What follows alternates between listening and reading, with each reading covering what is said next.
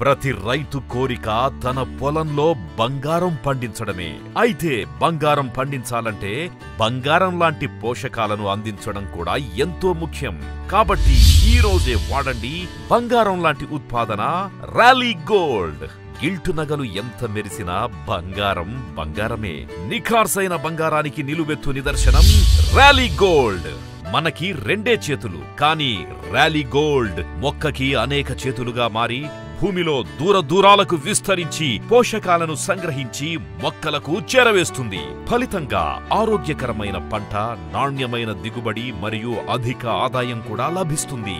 అధిక దిగుబడి మరియు రాబడితో ఇక రైతుల ముఖాల్లో ఆనందం వెల్లివిరుస్తుంది.